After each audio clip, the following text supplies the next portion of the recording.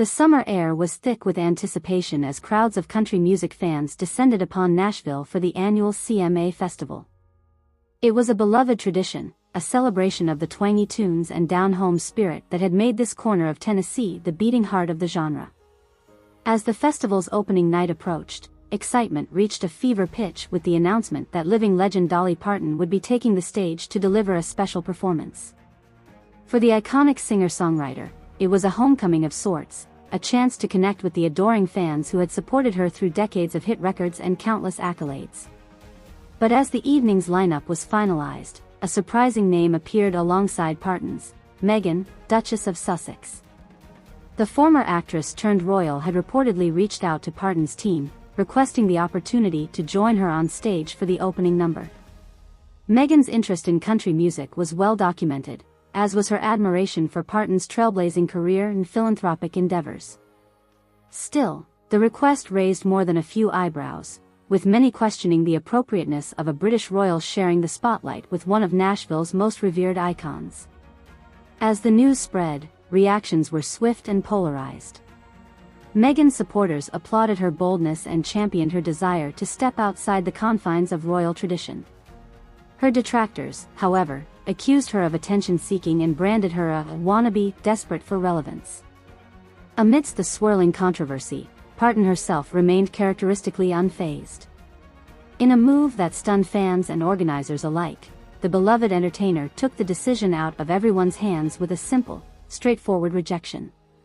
"Bless her heart, but I'm afraid I'll have to pass on that offer," Parton drawled in her signature East Tennessee twang during a pre-festival interview. "Don't get me wrong, I admire the girl's ambition, but this here festival is all about celebrating the real deal, authentic country music and the folks who've dedicated their lives to it." Parton's words were a thinly veiled jab at Meghan's perceived lack of credibility in the country music world, and the message was clear: this was Parton's turf, and she had no intention of sharing it with a wannabe outsider. As the interview clip went viral, the backlash against Meghan intensified. Fans and critics alike accused her of overstepping boundaries and disrespecting the traditions of a genre she had no tangible connection to. Meanwhile, Meghan's camp remained steadfastly defiant, doubling down on her intentions and dismissing Parton's comments as those of an out-of-touch relic clinging to outdated notions of exclusivity. The war of words raged on in the days leading up to the festival, with both sides digging in their heels and refusing to back down. Ultimately, it was Parton who had the final say, taking the stage on opening night to a thunderous ovation and delivering a pitch-perfect performance that reminded everyone why she was the undisputed queen of country music.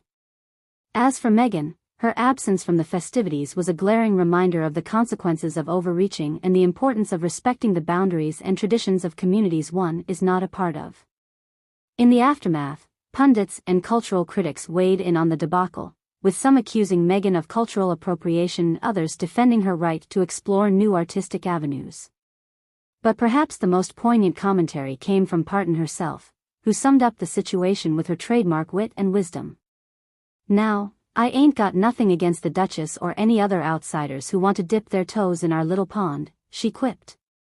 "But if you want to swim with the big fish, you best come correct and earn your stripes first. Otherwise, you're just a little guppy struggling to stay afloat."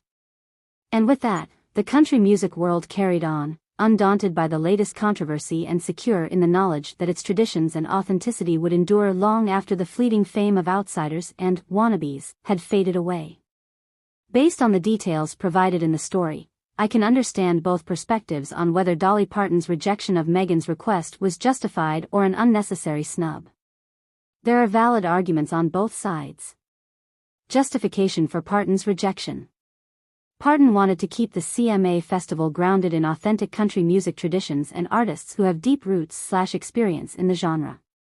As an outsider, Meghan didn't necessarily fit that criteria.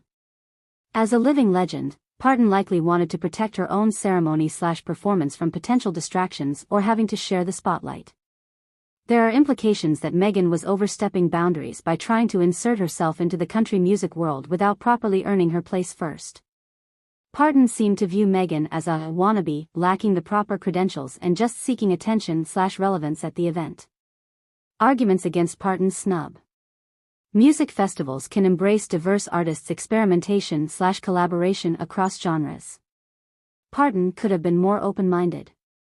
The harsh, wannabe criticism seems unnecessarily dismissive of Meghan's interest in country music and admiration for Parton.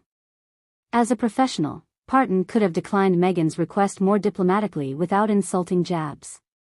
Meghan's status as a public figure didn't necessarily make her intentions illegitimate about performing at the festival.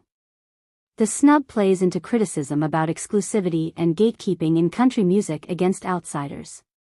Ultimately, I can see valid reasoning from both perspectives. Parton has earned the right to control her own event showcasing her lifelong genre. But her outright dismissal of Meghan also comes across as insular and hostile to newcomers inspired by country music. A middle ground response validating Meghan's interest while explaining why a solo performance wasn't appropriate may have struck a better balance. In the age of being more inclusive of diverse voices in music, Parton's traditional protectionist stance is understandable but also open to criticism of missing an opportunity. The controversy incited strong feelings on both sides without a clear right or wrong answer. If Dolly Parton wanted to avoid accusations of elitism or appearing overly exclusionary in rejecting Meghan's request to join her on stage, here's one way she could have responded more diplomatically. While I'm truly flattered that the Duchess of Sussex has expressed an interest in our country music community, I don't believe it would be appropriate for her to join me for my performance at this year's CMA festival. This event is about celebrating the artists who have devoted their lives and careers to this incredible genre. Now don't get me wrong, I have no issue with outsiders being inspired by country music and wanting to participate. My concern is that having the Duchess share the spotlight at our signature event could distract from honoring those who have earned their place through years of hard work and sacrifice. With her global fame, I worry her presence could overshadow the very acts we've all gathered to celebrate. This isn't about keeping anyone out, country music's doors are wide open to new voices. But certain occasions demand we put the spotlight on the folks who've made this tradition what it is. I welcome the Duchess to enjoy herself at the festival and soak in all the music and culture surrounding her. And who knows? If she sticks with it and immerses herself in the country music world, maybe one day she'll get to grace that stage and be recognized as one of our own. But for now, this industry legend has to pay proper respect to her contemporaries. I wish Her Royal Highness nothing but the best, and I hope she'll take this "no" as a challenge to deepen her connection to country music. Prove your passion, earn your stripes, and that stage can be yours too someday. But this year, it's reserved for the real deal country folks.